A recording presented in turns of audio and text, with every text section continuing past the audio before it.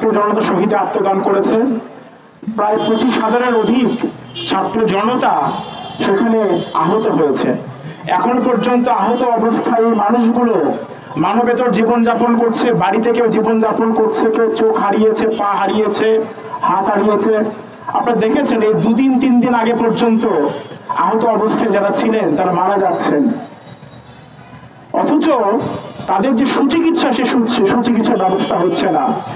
আহতদের সঙ্গে কথা বলতে গিয়ে আমরা শুনতে পাচ্ছি একজন দিনমজুর রিক্সা চালক তিনি বলছেন, আমার ছেলেটা অসুস্থ, আমি সারাদিন রিক্সা চালাই, রিক্সা চালিয়ে যাই করি তা দিয়ে আমি আমার সন্তানের চিকিৎসা করছি। অথচ এখানকার যে জুলাই ফাউন্ডেশন সরকারের পক্ষ থেকে কোনো রকম সহযোগিতা সেখানে করা হচ্ছে না।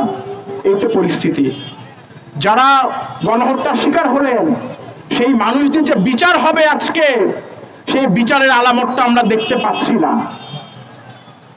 আমরা দেখতে পাচ্ছি সরকারের পক্ষ থেকে বিভিন্নভাবে গড়িমসি করা হচ্ছে এবং জনগণের মধ্যে একটা হতাশা তৈরি হচ্ছে এবং যারা স্বজন হারিয়েছে তারা বলতে বাধ্য হচ্ছে যে আসলে আমরা বিচার পাবো কিনা আমার সন্তানের মৃত্যুর আমরা জানি না, কারণ এই দেশে কোনো বিচার হয় না।